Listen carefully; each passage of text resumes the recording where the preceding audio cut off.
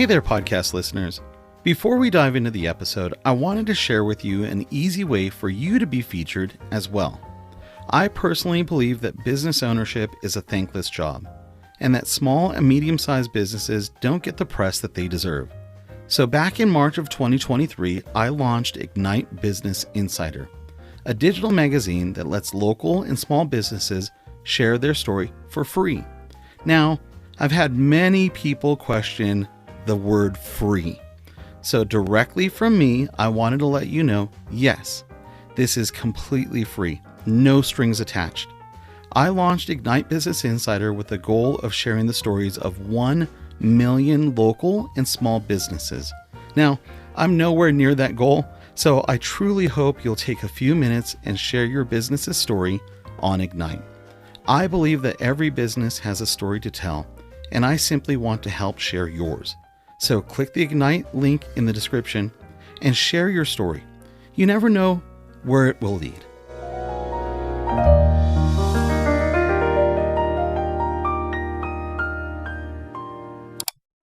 Design Talk Live is brought to you by Allison Eden Studios.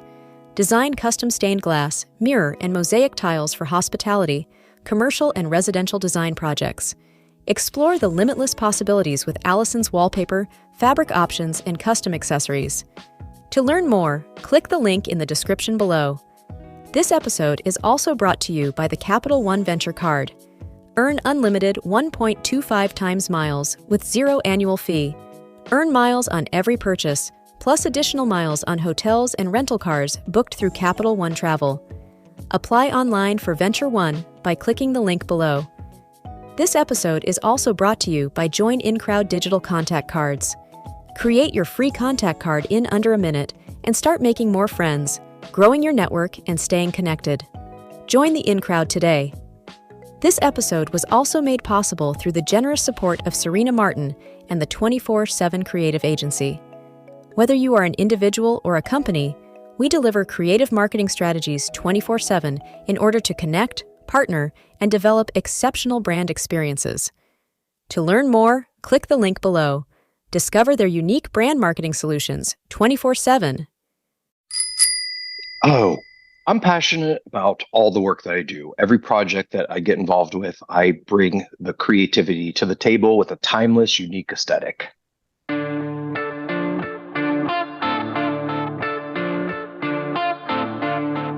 From Spotify, Design Talk Live Studios, Joseph Haecker Inc., and the Live Broadcast Network, this is the Design Talk Live podcast, the podcast that explores the topics and conversations that matter to the design community.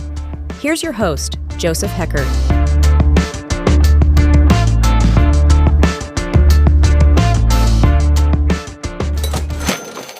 Hey there, design peeps. I am super excited about this episode. First of all, we get to have Danny Russo back on the show. Second, we get to catch up with Danny Russo. So how fun is this? So Danny, for I feel like I'm a Design Chat alumni. Yeah, no, you definitely are. And that's what's been super fun about kind of rebooting this is we took that pause, and so we get to kind of have this reunion-y thing. So yeah.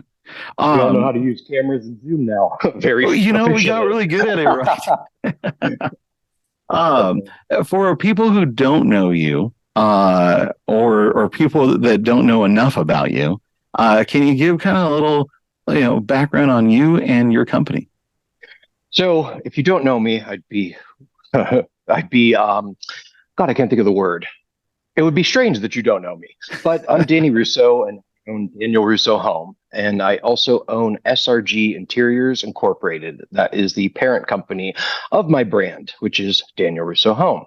I got into the interior design industry back in 2008, right when we had the Great Recession, and I survived that, and my business started growing. I started out doing, it was actually a salon, and from that salon, it turned into people calling for condos. And from that, it turned into me designing bars and restaurants. And then I created a monster that just hasn't stopped since 2008. So we turned into an S Corp in 2012.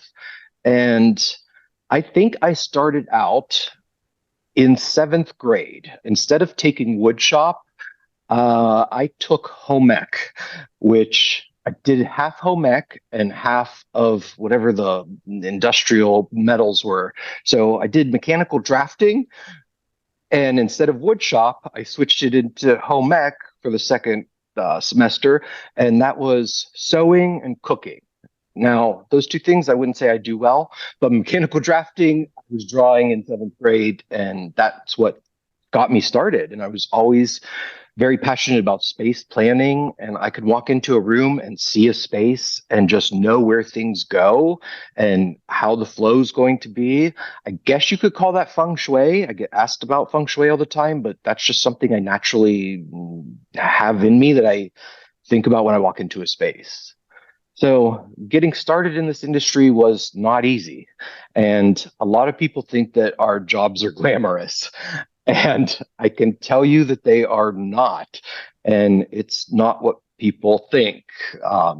There's a lot of, I was at a plumbing showroom the other day, and you see the pretty side of it, but I was in the back room at the parts counter looking for toilets. So you never know what you're going to be doing. And I will jump in and help my contractors in any way that I can if something's missing. I try to get very involved. Sometimes I get too involved. And I was just told the other day that I shouldn't be painting anything because I'm creating a ceiling light fixture cloud type thing. And my contractor told me not to paint anything ever again. So they're working on that right now, actually. But, Home ec, junior high. I don't think you started your working career. You said salon. So were you running a salon, working at a salon? No, what type of salon? No, it was a hair salon, and I designed it. So when in the design, so I did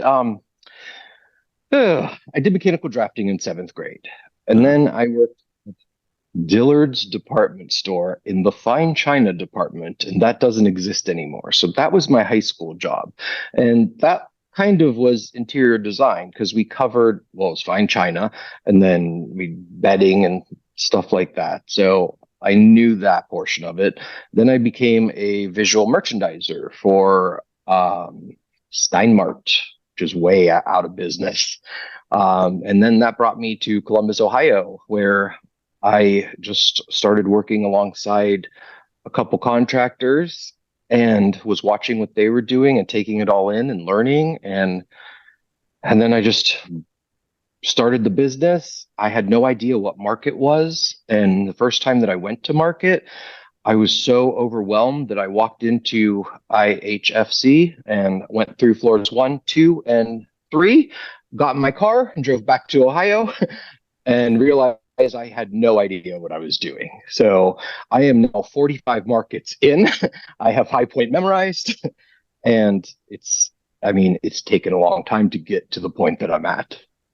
Yeah, so for the people listening that don't know what High Point is, can you kind of give a little background, since you I think you were there when they broke ground. So you're giving away my age. I'm only 22, Joe.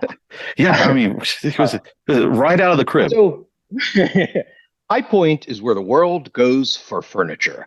So it's in the middle of nowhere, North Carolina, and it's basically Greensboro. It's called the Triad area. So everywhere, every furniture showroom, every Crate and Barrel, Our House, Pottery Barn, West Elm, Williams Sonoma, every national chain, they go there to buy their furnishings from their vendors. So interior designers go there, and we have relationships with the same vendors. Restoration Hardware goes there. So we know where all the pieces that you see in retail are made, and we can usually get them significantly less costly than the average big box retail can. And it's the same exact product. Yeah, and the High Point market, along with Vegas market and Atlanta market, are to the trade only. So yes. They have tried to open that up a little bit, but retailers and designers are like, nope, stay out. They tried.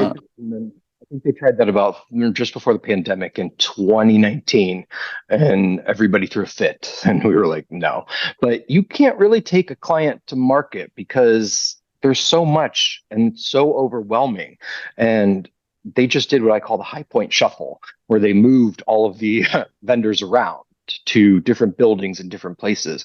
But it's a city filled with furniture, and you can get distracted really quick. So if you're a seasoned interior designer, you know exactly where to go, run through, run out. I try to avoid seeing my rep, because then if I get caught in a showroom, I get their 30-minute presentation, spiel, and that can suck up a lot of time. So I try to be very low key when I'm at market, which is hard to do because I'm usually in big sunglasses and big shoes, but I'll like try to get a badge from somebody else's company or a press pass so that I'm not recognized. And then the vendors all check in with me after. But I've gotten it down to a science after being there for so many years. I was on the Design Bloggers Tour in 2016, which is now the Design Influencers Tour. And I may actually be giving my own tour at market from what I'm hearing. No confirmation yet, but we might be doing that in 2024 this Very year. cool. So what? So you had design in you. What got you to launch your own business, and what was that process like? It's not something I recommend doing, but the process, I mean, it's not as easy as people think it is. But for me, launching my own business, I was going to Restoration Hardware. I was going to Pottery Barn, and they're like, "Oh, you're a designer, you're a whatever. Well, we're going to give you a 20% discount," and they make you feel like that's a good thing.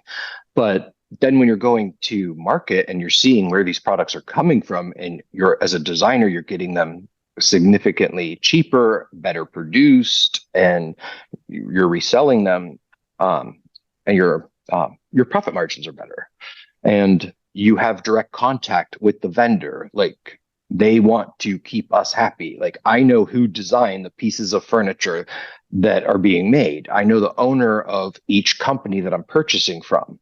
And my customer service is way superior than any big box retailer can give you, because I've gone to High Point and because I've developed those relationships. So it's very much about networking. Yeah. Now you also podcast. So when did podcasting come into everything, and how that gets started? That's a good question. So we started the Design Exchange podcast about 5 years ago, and it was on my list of things to do. And when I started, I had no idea what I was getting into. And you have to be an audio engineer. You have to have lighting, because we do it on video now. We had to have a microphone board, and we had to have all this equipment. And now I've gotten it down to a science where I can keep my podcast in a book bag and just take everything on the road with me. But figuring that out was, we spent thousands and thousands of dollars, and it was a lot of trial and error. And you have to become a audio engineer, a video editor, and it takes a lot of time. So we try to release, we're now on season 4. So we're now releasing in seasons. We are on season 4. We come out every Friday, and season 5 will be out in April of 2024. And me and Melinda Peters Elliott of Fine Designs and Interiors comes on, and we do it together. Our design aesthetics are completely different, and we try to speak to younger designers that are getting into the industry, and we also try to keep it client focused so that the clients know how the design process works and what they're getting into when they hire a designer, because a lot of people don't know or appreciate the value that a designer can bring to the table. Yeah, no, I know the equipment thing. I've owned a $16,000 Red Cam, which is great if you're filming a car commercial, but not the smartest move for like what we do. So I just took a training with Linda Holt, and she is a photographer. And the new iPhones that are the iPhone 14, 15 Pro Maxes, you can basically It's basically having a DSLR camera in your pocket if you know how to use it and your settings are correct. And she teaches interior designers how to use your camera to take magazine quality images on your iPhone. And people don't realize that they have a computer in their pocket that's probably more powerful than they realize. But the tools to record and edit now are just, I mean, everybody's on TikTok. We're all doing reels. And I mean, I'm a content creator as well. And that's another full-time job. We have certain days of the week where we plan out our content for the month and we film TikToks, reels, and all of that. But it's all about planning because time is very valuable and we never have enough of it. Yeah. Now, I do all of my recording, editing, and distribution on my cell phone. So well, you're more talented than I am. But I mean, I have to wear so many hats when you're an interior designer. You can't just be an interior designer these days. You have to have a podcast. You have to have a book. You have to have your own line. You have to have an agent. You have to have, there's so much involved. And you don't realize what you're getting into when it's not as glamorous in the back. So speaking of product lines, and do you have a book out? Are you working on one? I am working on a book. Okay. And hopefully by the time this comes out, the book will be out. But I set a goal for myself to have a book out by the end of last year. And I don't know that I'm going to hit that goal. So I might have a coloring book that came out by the time this is released. So my goal is to get my book out by the end of 2023. And I think that book is going to be a coloring book at this point. And we'll just have little blurbs in it. But we are working diligently on Danny Russo Breaks the Rules. And that's our working title at this point. Yeah. I mean, I'm on, as of recording this episode, I'm on book 24. 3 of them were kids' books. So, and one of them was an unrelated, it was, in the startup scene, it was founder rehab. So, when you look at the book numbering, it doesn't show up. It shows me at 21, but, I've got 24 books out on Amazon right now. I know. I follow you. I do follow you. And I love getting to see you randomly when I'm in Denver. Yeah, we did have a blast running around. On scooters. I just found those chocolate-covered coffee beans that we bought at that jazz festival the other day. Oh, no. Well, we're gonna take a quick commercial break, and when we come back, I want to dive into your design style, the evolution, and how you fold in trends. So we'll take a quick break, and we'll be right back. You could go to any tile store and buy a white or a beige tile any time of day, but we want to create something fun and unique for the client. At Allison Eden Studios, we custom create, design, and manufacture glass mosaic tiles. It was always clear to me that I would own my own business because I was unemployable. I actually love doing my own thing. I really didn't want to listen or conform to what I was told to do. I run the production floor, and my husband, Gary, does all the business. Business, financial, accounting, social media. I get to do the fun stuff. She started off with 2 employees. And now we're shipping to Dubai, Macau, Jamaica. All over the world. We use the ink card every single day. We order all sorts of supplies, office supplies, shipping supplies. I really love the flexibility of the rewards points. We could redeem them for gift cards for our clients or for our employees. Or for me. Allison is the one responsible for this artwork. It's really a reflection of her creativity, harnessing it all, putting it together, and making it into a business. That's what we do every day.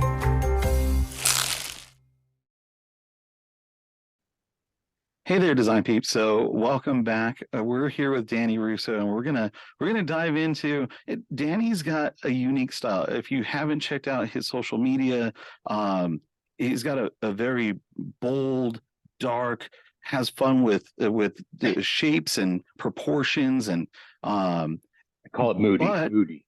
moody, yeah. Yeah. With that, how can you fold in trends? As of the recording of this one, this podcast, we had the new color of the year announced is peach, and your colors tend to be black. Nobody can see this photo or the video of you, but black hat, black shirt. We kind of have this vibe. How do you fold peach into that? Well, that was a surprise for me when they came out with the color of the year, and it's peach fuzz. So we came out last year. The color of the year was magenta, and we were calling it they called it the magenta verse, and it was an AI generated color.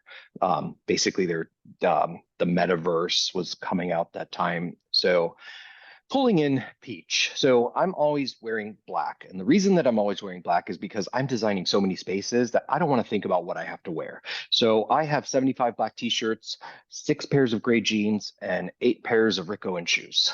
And I don't want to think when I get ready. So I just keep everything on hand and I'm good to go every day. And I used to overpack, I used to overthink it, and now I could like actually carry a carry-on, got organized. But folding in trends It's for is all those very trips to market. yes, yes. You and me both, But buddy. I, for the longest time, and this was a big transition for me. yeah, Prior to 2021, I wore black crew necks. And if you go back in my photos, I either wore blue jeans or I had black jeans. Then more yeah. recently, I've been wearing gray jeans. But I only have one pair of pants. And in 2021, I switched. This was huge. This was huge. I switched to V-neck, black V-neck, and Oh, I threw that's away big. all the others. So I only keep what I eat. I have a great t-shirt brand that I just found. If I'm not wearing a Daniel Russo home shirt that says "Making Pretty Happen" on the back, Uh, I'm typically wearing a black shirt from this guy named Jeff, and he's out of LA, and it's called One Golden Thread. And I have his shirts are just so comfortable, and there's one golden thread that always goes through the back of them. But I have that in the crew neck, the long sleeve, V-neck, but that's my go-to t-shirt. My jeans are typically from Demobaza, Demobaza, and they're kind of post-apocalyptic and have a lot of texture to them. And Rick Owens does my shoes, and I love my Rick Owens shoes. So, yeah, but that's yeah. that's my Simplicity. yeah. You But go. so I trends, wear black Hanes. never goes out of black never goes out of style. So I do incorporate a lot of black into my designs, and a lot of people think that I only use the color black, and that's really not true. It's when you see some of my projects, it's the complete opposite. They're light and airy, but I do tie in the color black because I believe that in every project you need to weave either white or black into it somehow and make that cohesion throughout the space. So I'll use a black lampshade, a black faucet on top of a white granite, but I'm always trying to incorporate. I typically lean towards the blacks, but I don't. I mean, I could go either way, I guess. Um, but black tends to be the common color out of black and white. I guess neither of them are colors, they're shades, but I will incorporate that into the light and airy designs that I do. Now, with this peach fuzz thing going on, we have been seeing a lot of organic texture coming out at all the last 6 markets. And did I lose audio? No, I can. Yeah, we got you. Yeah. Um, so we've been seeing we saw a lot of olive greens. We saw a lot of rusty reds, oranges, a lot of organic shapes. So I was dead set because we were in blue for so long. I really thought they were going to come out with a drab olive green for the color of the year. And then they popped out with peach fuzz. And every time they come out with the color of the year, it's so funny to watch the designers all say, oh, I don't like that color. Oh, they made a mistake. Oh, I'm never going to use that. And guess what?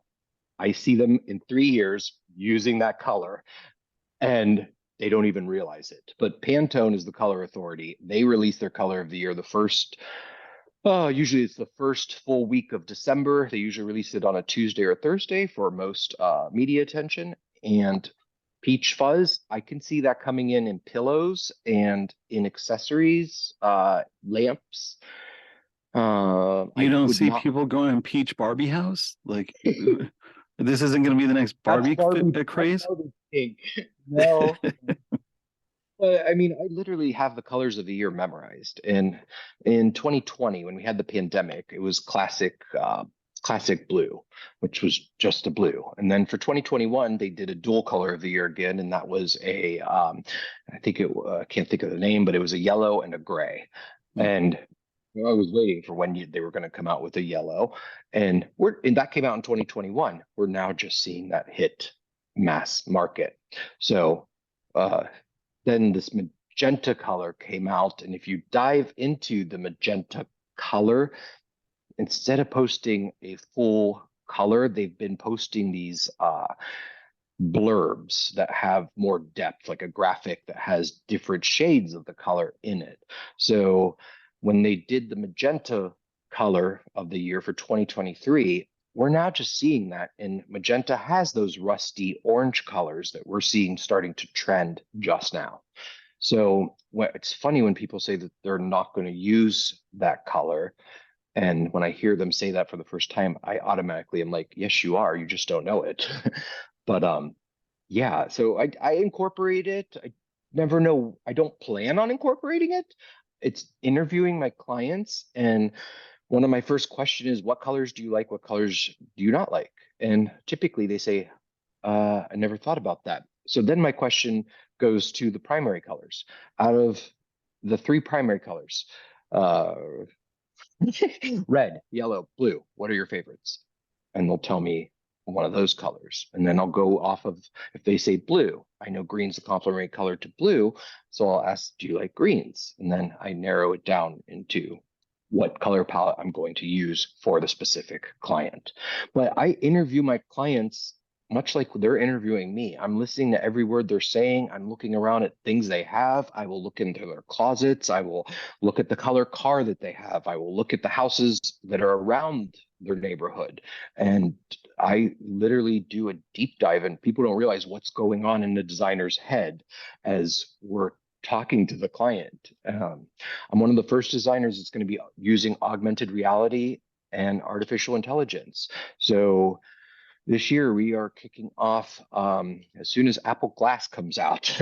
We've already been doing 3D renderings, and we're producing them much quicker than we have in the past. What used to take hours now just takes minutes.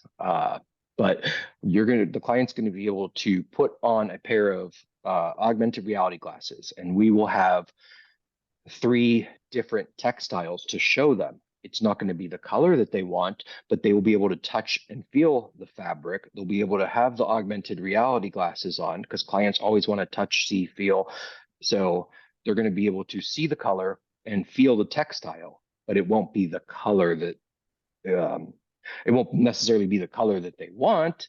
So when they say that they like a color, we'll then pull in that memo swatch, and it's going to be, that's where the industry's going.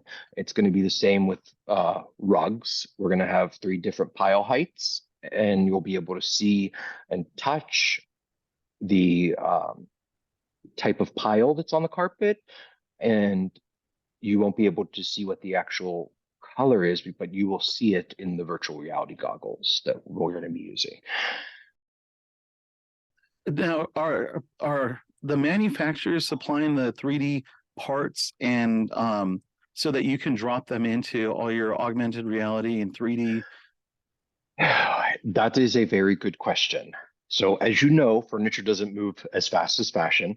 So a lot of the companies have started the process. Now, when I say they started the process, they started this process 2 years ago, and some of them are there, some of them are partially there, but we are going, if they are not on board, most designers will probably not be carrying them because interior design is actually changing to interior architecture. So we have to have those products available in the programs that we render. So if they're not on board and if they're not getting on board, they're going to be dropping the ball. So I met a bunch of people that were working with AI and with these furniture companies to begin the process. And this was back in 2016, 2015, 2016. And they were starting that process with different companies doing the 3D images of the chairs and the sofas so that you can spin them around, drop them in. And we really need those images. If the vendor does not have them, we end up using generic images. And sometimes it's a hit or miss. So I typically tell my clients, this is a 3D rendering. You're looking at it on a screen. A screen is never true to real life. And we have to educate the client continually on that process. We also are educating the manufacturers on the process, because if we don't have these samples, if we don't have these, the proper photography, we can't sell the product. So they've been spending a lot of time, money, and resources on getting the images photographed and done for us in 3D before they go into production. So the manufacturers are getting on board slower than we'd like. So my background was in custom lighting. And the first company that I worked for in Santa Ana, they were 2D drafting. Quickly, I came in within the first year, and I switched them over to SolidWorks.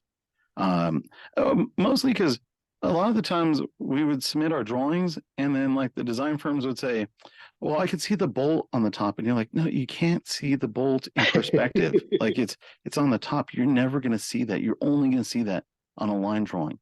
So we started doing renderings and showing them this is what it would look like. We sent them 3D models so that they can move them around. I started embedding those into the actual rooms. And in 2009, I had such a library of light fixtures and parts and ballroom tables and all these different things that we were using to show a picture that we I started this company. It was like 3D parts. I was selling the 3D parts. And my biggest customer was not the design industry. It was gamers. Gamers got this. They do. What manufacturers don't know is they could be selling those, like let's say Classic Home. Classic Home could be selling their 3D parts, not just making them available to designers, but they could be selling those to major gaming platforms and into the metaverse, so that people can start. There's a whole revenue opportunity that the industry just doesn't even recognize. Well, furniture, like I said, it's old school and they're trying to get up to speed, but they're doing it very slowly. And the generation that we're in, I'm a millennial on the end of Gen X. I think I'm a Zennial from what I've been told, but Gen Z is our current client now, and they want things fast and cheap, and they grew up with technology. And we have, oh God, I don't want to say this without offending anybody, but it's hard not to. We have these old school furniture manufacturers that are in their 60s, 70s, 80s that don't know technology, and they're kind of what's slowing us down. So we're getting there. Well, but as the new generation coming up, go ahead. I'll say it for you. In 2014, when I launched Design Wall and we got our first round of funding in, the first thing that we did was we paid a market research firm to give us, a whole write-up on the industry. The part I don't think I will ever forget. I'll never forget this. This was in the executive summary.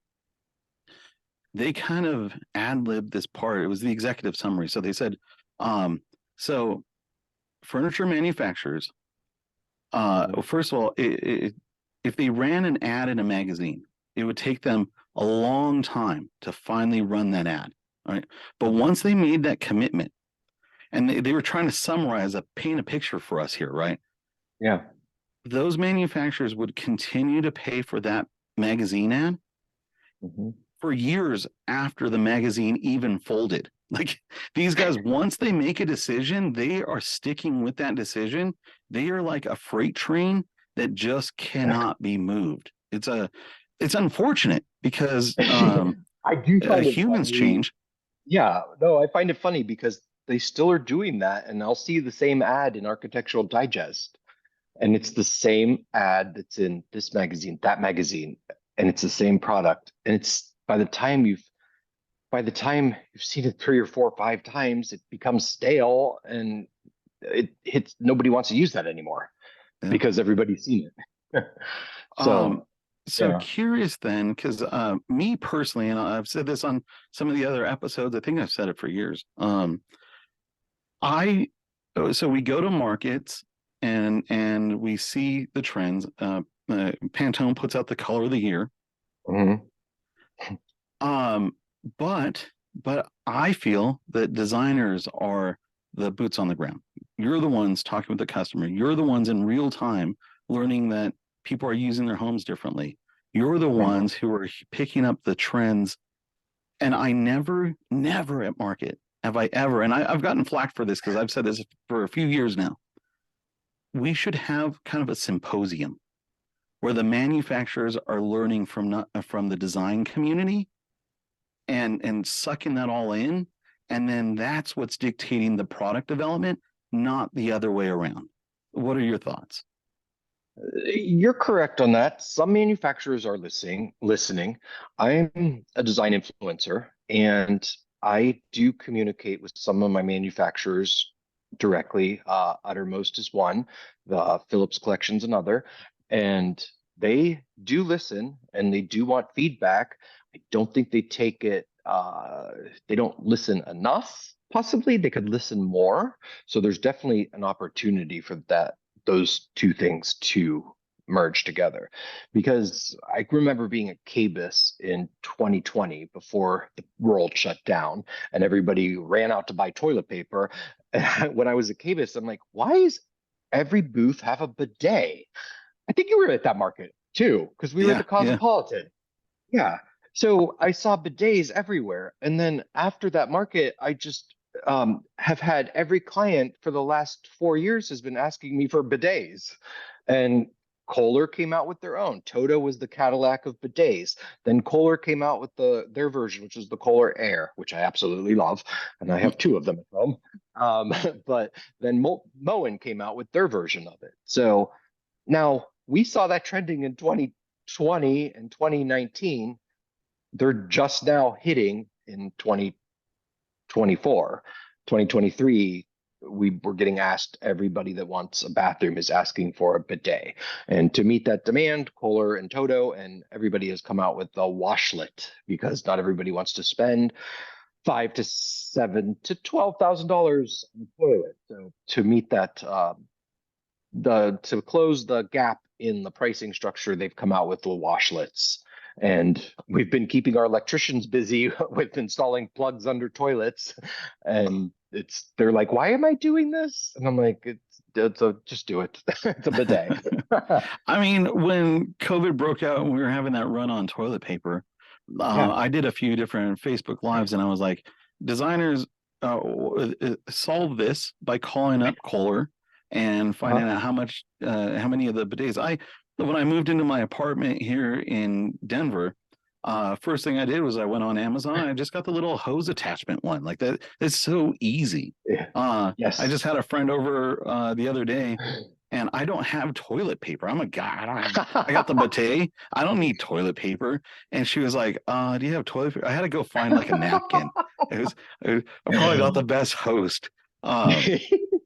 Now, I'm spoiled because the ones that when you buy the true ones without that little hose attachment, I mean, The seat's heated, the Yeah. water's heated, it flushes for you, it closes the lid, it opens the lid, and then it cleans itself. So I mean that the bidets can go from a few $100s for the attachment to $12,000 depending on how much. I mean, my toilets are connected to Wi-Fi. I don't even know how to use it, but I know that there's an app for the toilet.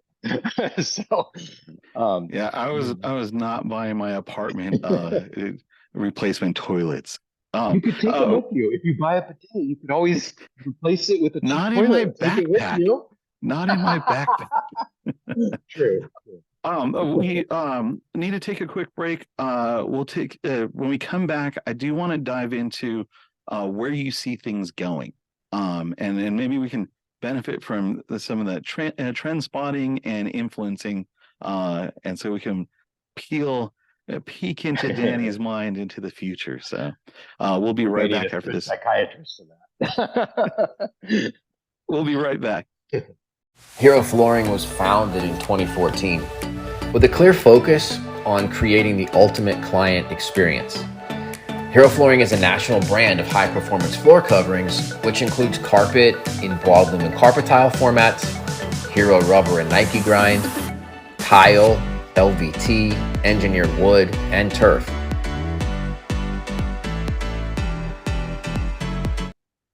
Hey guys, welcome back. So fun kind of hearing how Danny's progressed in the design space, the podcast, trends, how he folds in trends, how Danny doesn't know how to operate the Wi-Fi on his bidet. Now with that behind us, a little pun intended, where are we going? What's the future of how does AI impact design? How does it impact the consumer? How does VR? How does the metaverse? Is it not that, and we're still, figuring out trends that we can live with? Where are we at? Where are we going? I feel like trends. I even hate using the word trends because as a designer, Little plug I to the think. tattoo on my wrist that says "fuck the trends," but yeah, Okay, whatever. there you go. Yeah. So I try to do timeless aesthetics. So when you say trends, we're seeing, I want to say that we're almost in a trendless society because we're seeing logos were huge. And now we've seen all of the luxury retailers, even down to the fast fashion, doing logo free and simplistic design. We're using mixed metals in kitchen and baths. So where do we go from there? Because everybody was matchy with stainless steel. If you had a stainless steel refrigerator, you had to have a stainless steel faucet, and you had to have everything was matchy. So we've broken those down, and we're mixing matte blacks with brushed brass with stainless steel. So what was a trend has now it's a mixed metal. So where do you go from there? Because that, like, rose gold was a trend in 2012. I've only seen one project execute that well, and it was the EMC Squared Hotel in Chicago. And that rose gold came in and went out real quick. And I could tell that designer did that project in 2011, and now it's already outdated. So it's I think I just don't trends. It's just we're in a trendless society right now. And AI is becoming a huge thing with that. You can have it design a room, but the average interior design client, they're focused on their jobs. And that's why you hire a designer, is to do the thinking for you. And AI can't really do that. So as a designer, we incorporate it into our presentations, into our processes, but for the clients, they still need a human involved. And what my clients can get so overwhelmed, they want to be in a tile showroom for 10 minutes at most, where I can be in there for 2 hours and we have the line memorized. So I'm literally sitting in a project right now where we have tile from 2004, and we just ripped out a vanity, and I have to find tile because I didn't plan on not having tile under the vanity. We're doing a floating vanity. So I immediately sent a message to my design community, and I got a response back. The tile was discontinued 4 years ago, blah, blah, blah, call this place for it. And we found it. So in the future, everybody needs to be networking. We're moving into interior architecture. Designers need to be more educated. They need to be very well connected. They need to network more. So it's going to be very interesting to see where this trend goes, because we have the American Society of Interior Design. And I brought this up at their last meeting. When all these kids, all the college programs have changed the majors from interior design to interior architecture. So there's a more architecture focus based. As an interior designer, we have to be an engineer, an architect, a personal shopper. We have to do all these different things. So they know that the programs know that we're doing all of this, so they're incorporating the architecture degree. So it's going to be very interesting to see what happens to the Interior Design Society, the American Society of Interior Design, because that profession is going away. All of the college programs are now calling it interior architecture. So it's going to be very interesting to see what happens. But I feel like by 2025, interior design will be called interior architecture. So that's happening. How do you see sustainability, that people we're kind of getting that 70s resurgence of people who are using alternatives to chemicals, and they're growing their own the fruits and vegetables using hydroponics, and I just had another designer on the podcast yesterday, and I forget which brand it was, has developed appliances that are hydroponics, that are an appliance that are built-ins. How are you seeing the consumer changing? We both saw that product in 2019 at KBIS next to the Elegant Mosaics booth. Yeah. And I believe that appliance was very pricey. So we've been seeing them come down in price. I have not had anybody inquire about that, but people are gardening a lot more. I'm in a downtown area, so we don't have a lot of green space, but I have seen clients building small gardens on their balconies. And I actually saw a composting appliance that I was very confused about at a client's house the other day. So that is coming into play. I would like to see them more built in and less bulky. The hydroponic unit that you're speaking of, I forget the company that made it, but that unit was oddly priced. I want to say it was like in the $10,000 to $15,000 range. I noticed the prices have come down on that. While we were at that KBIS in 2019, the product of the year that won Best of Show was a shower dryer. So it eliminated the use of towels, and it had your shower head, and then it was like a blow dryer that would dry you off. And it was an all-in-one unit. I've just seen, that was in 2018, 2019 that we saw that hit. And I'm just now seeing that product come to mass market, where they've refined the design that it doesn't look like you're getting in a car wash.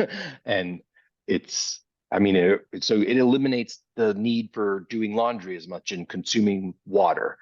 So the sustainability question comes up all the time, but we are Americans. Americans are known as consumers. So they want things fast, cheap, and easy. So when you do those three things, you're not going to get a good price on that topic. So it's interesting to see where we're going to go with that, because we all know that IKEA is disposable furniture, and that's not sustainable. If you're throwing your furniture away and then saying you care about the environment, where's that furniture going? Because that's made from pressed wood, which has plastic injected into it. We know that plastic takes years and years to break down. So it's going to be interesting to see where we go with that. But I was shopping for a sofa the other day, and I was talking to my vendor and they were calling it vegan leather. And I go, can you please explain to me what vegan leather is? Because those two words should probably not be used in the same sentence. And I'm like, I know that there is a plant-based leather that we were growing that hit market around 2018, but it's extremely expensive. So what they're saying is vegan leather is tricking the consumer into thinking it's a sustainable product when it's really just bonded leather mixed with resin. So that's going to be a topic that we're going to be discussing for probably the next 10 years. Yeah, yeah, yeah. I mean, I know. In my shower, I have a wall of eucalyptus. Now, and if it was me and I wasn't renting an apartment in downtown Denver, then me personally, I would like a living wall with Yeah, those have been trending like crazy. smooth stone floor Yeah. where the water drains underneath the stone floor, Yeah, and I'm standing on wood, you know. we can make that happen. Yeah. So I mean, I know me. I've earlier this year I quit using detergent pods and I'm using distilled white vinegar and patchouli oil as my fabric softener, scented whatever. A lot of people So are doing that. I had yeah. a client killing weeds the other day, and she was telling me she used vinegar mixed with something or other. And a lot of people are trying to go away from chemicals. Yeah. And that's a good thing. Yeah, yeah. And I'm curious how much that influences the design. We've talked about how kitchens have evolved over time, and personally, I don't know that I've not looked at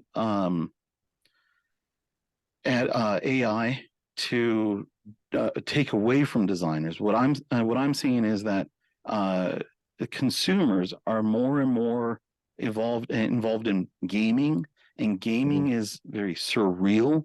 And now with AI, there's a lot of imagery that's just out there where your walls don't have to be flat anymore, and your living environments are you're changing just like people's perception of reality.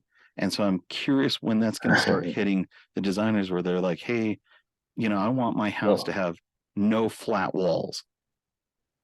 oh God, what does that mean? No flat walls. I mean, I've stayed in So, yurts, and yurts are fun. I've stayed okay. in domed housing, and those are cool. I've Like, done a geodesic dome house actually. Um, and it's different. So you're talking about curves. And it's so funny. I just was at dinner last night with a client, and he said to me, anything that you build on a curve or in a circle typically triples or quadruples the cost. And I'm like, well, we've known that.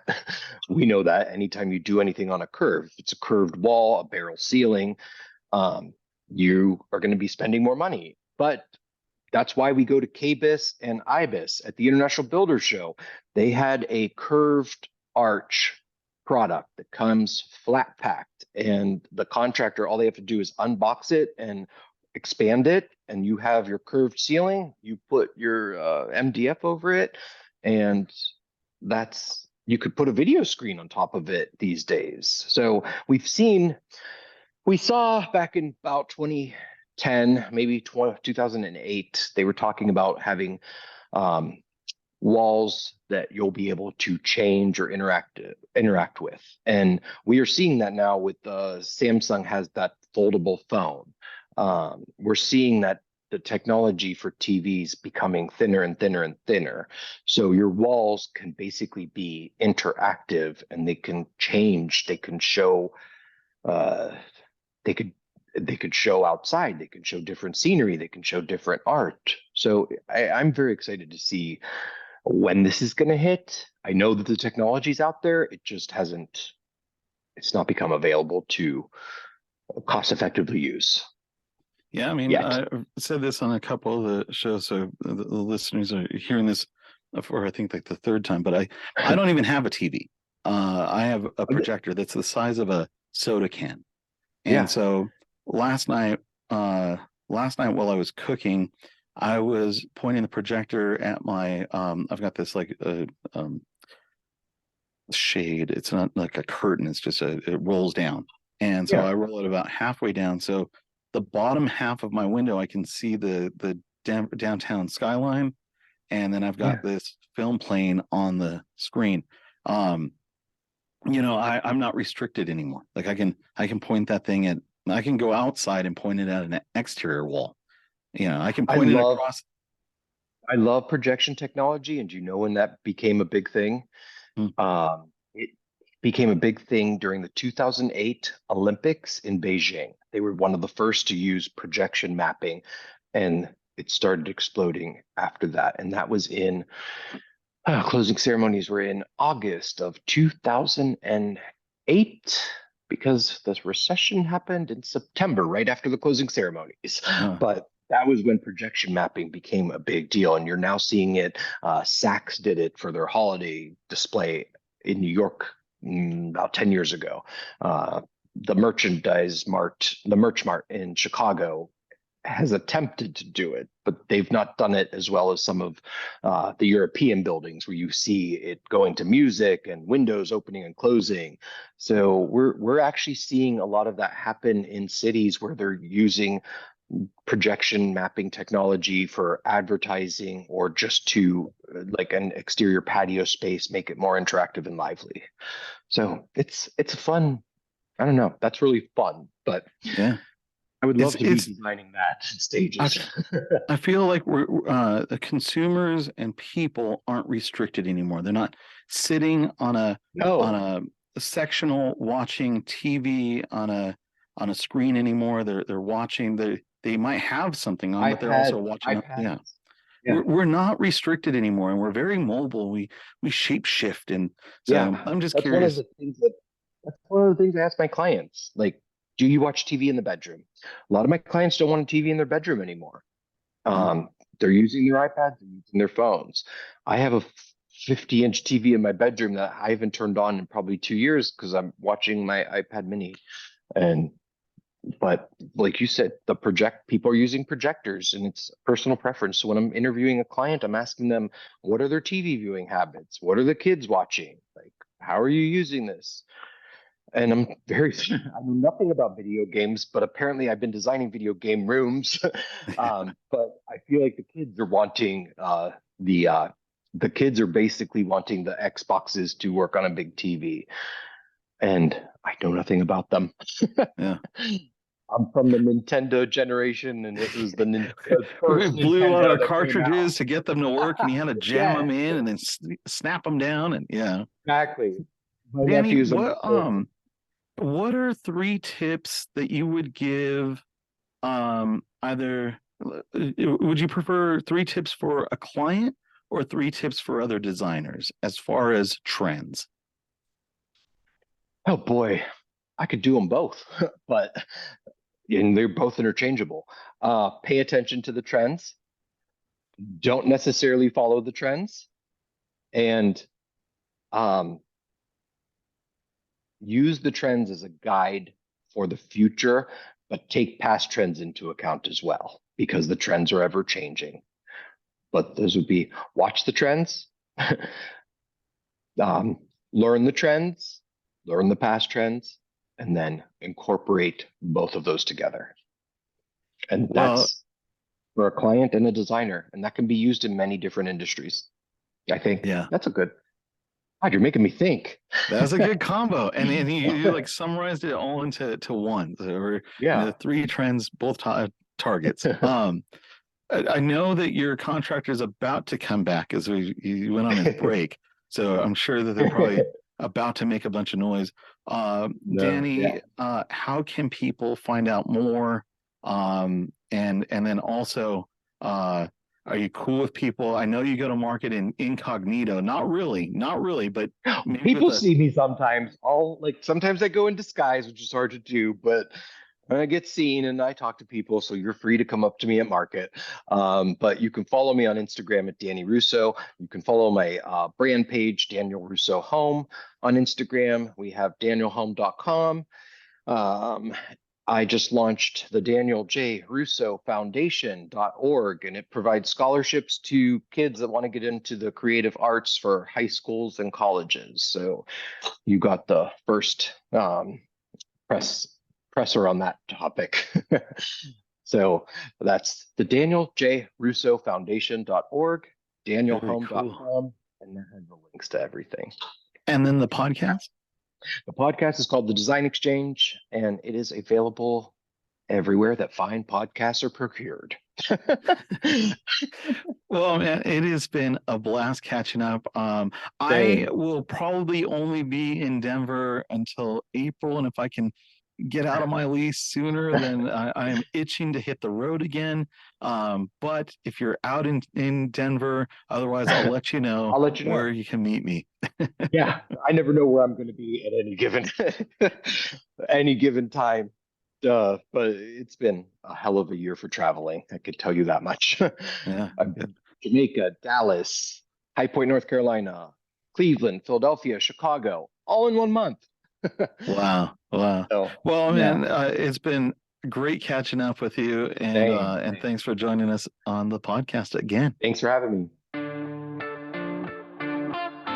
Thank you for listening to another episode of the Design Talk Live podcast.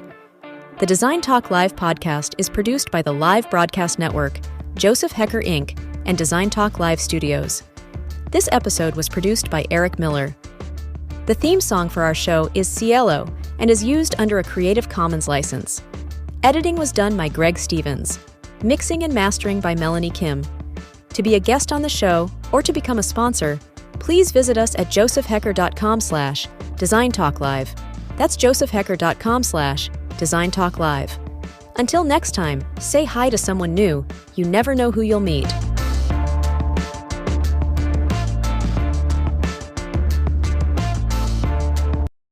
Look, Mom. I made that.